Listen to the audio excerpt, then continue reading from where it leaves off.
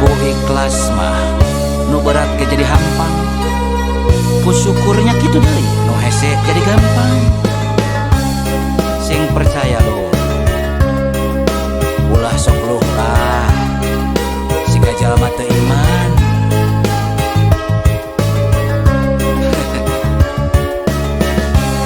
Manusia pangsangsarana nu ngarasa kurang wae, najan hirup sarwa aya lubak libuk harta banda.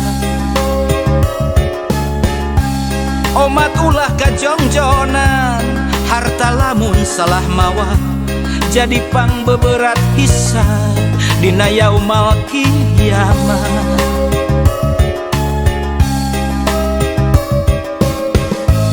Manusia nu pangbeungharna anu salawasna syukur ikhlas jeung ngarasa cukup najan mineng kakurangan.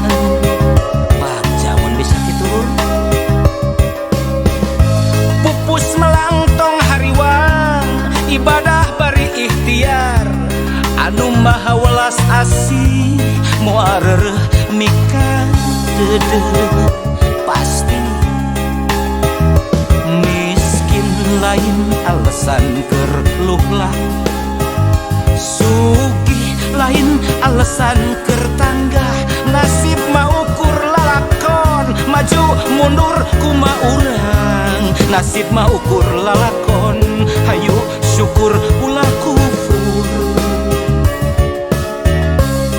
Lain kabagjaan nu ngalantarankeun syukur, tapi bisa syukur ikhlas nu ngalantarankeun bagja. Nah gitu loh, syukur teh lain dina kaayaan keur bagja wae, tapi dina kaayaan sagala kakurangan oge keukeuh urang kudu syukur. Urang kudu bagja, kudu ngarasa bagja. Lamun urang hirup bisa syukur nikmat salawasna.